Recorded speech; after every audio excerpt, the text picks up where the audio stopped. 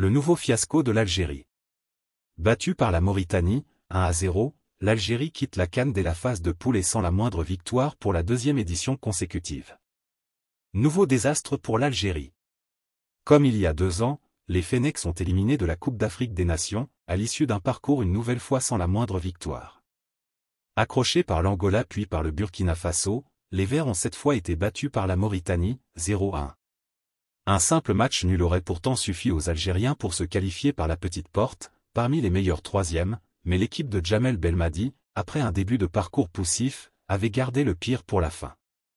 Les changements opérés par le sélectionneur, qui avait notamment relégué le capitaine Riyad Mahrez sur le banc, semblaient pourtant intéressants en début de rencontre, avec notamment cette belle occasion pour Houssem Aouar après un bon travail d'Adam Ounas, 25e. Mais l'Algérie est vite retombée dans ses travers. C'est ainsi la Mauritanie, après une première alerte de Souleymane Anne, 36e, qui a ouvert le score par Mohamed Delahi à la suite d'un coup de billard sur un corner, 1-0, 37e. Et l'Algérie n'a jamais su réagir.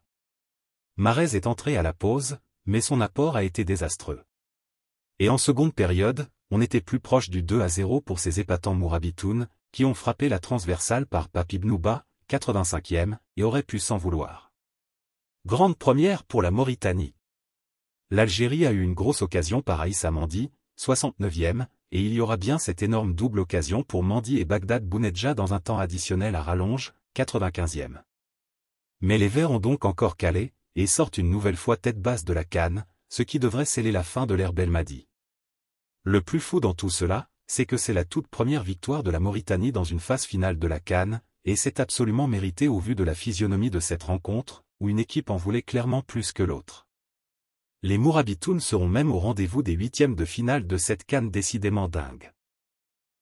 Merci de bien vouloir activer la cloche et de cliquer sur j'aime.